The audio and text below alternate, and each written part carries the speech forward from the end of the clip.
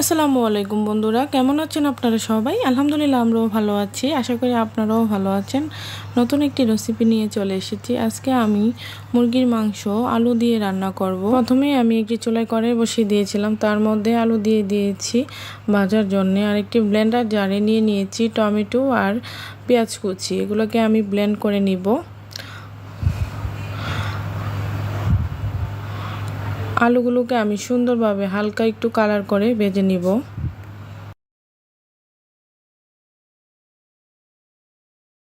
মাংসের মধ্যে আলু ভেজে দিলে মাংসের স্বাদ দ্বিগুণ বেড়ে যায়।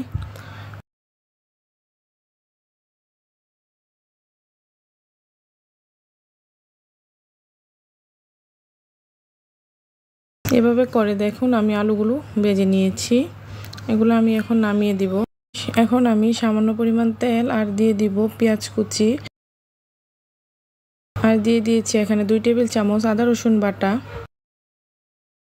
এগুলোকে আমি নেড়ে চেড়ে আবারও আমি ভেজে নিব, যাতে আদা রসুনের কাঁচা গন্ধটা না থাকে।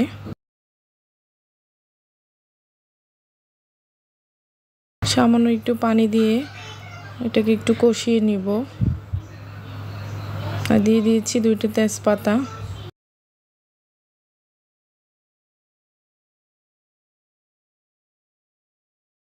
এখানে আমি কিছু গরম মশলাও দিয়ে দিয়েছি। আর প্রতিদিন রেগুলার যে মশলাগুলো আমরা ইউজ করি, হলুদ, মরিচ, ধনিয়া আর জিরা গুঁড়ো, এগুলো দিয়ে ব্লেন্ডার জারে যেই টমেটো আর পেঁয়াজ পেস্ট করেছিলাম ওইটাও দিয়ে দিয়েছি। দিয়ে এটাকে একটু কষিয়ে নিয়ে ধুয়ে রাখা মুরগির মাংসটা দিয়ে দিয়েছি। স্বাদ মতো লবণও দিয়ে দিয়েছি। এটাকে এখন নেড়েচেড়ে মিশিয়ে নিয়েছি। এখন ঢাকনা দিয়ে ঢেকে দিব।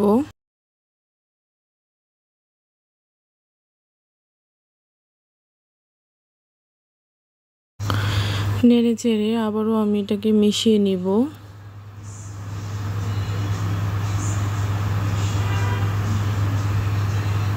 ভেজে রাখা আলুগুলো আমি দিয়ে দিব।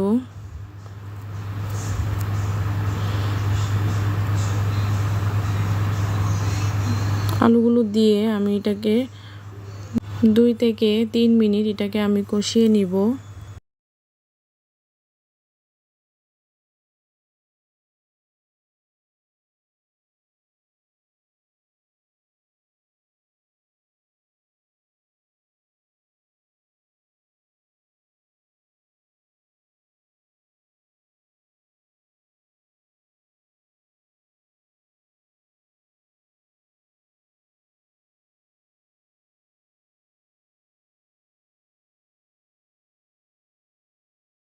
পরিমাণ মতো পানি দিয়ে দিচ্ছি।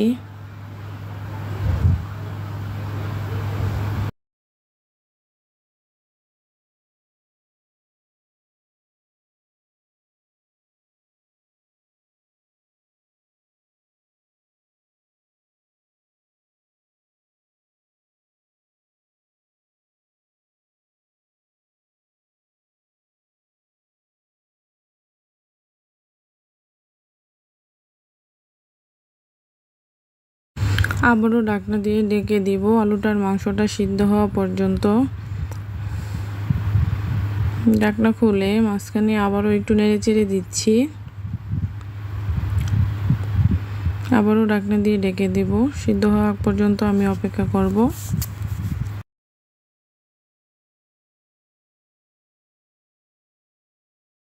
এই যে দেখুন মাংসটা প্রায় সিদ্ধ হয়ে গিয়েছে। তার উপরে একটু দিয়ে দিয়েছি জিরা গুঁড়ো।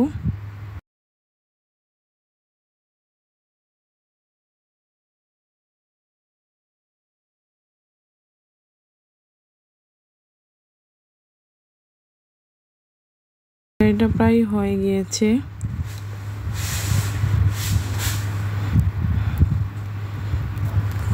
পরিবেশন করে আমি আপনাদেরকে দেখাচ্ছি।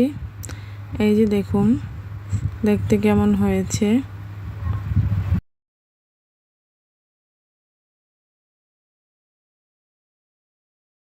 আমার ভিডিওটা যদি আপনাদের কাছে ভালো লাগে প্লিজ আমার চ্যানেলটাকে সাবস্ক্রাইব করে দিবেন,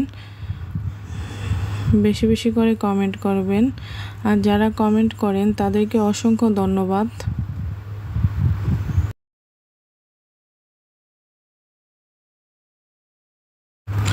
ধন্যবাদ সবাইকে ভিডিওটা দেখার জন্য।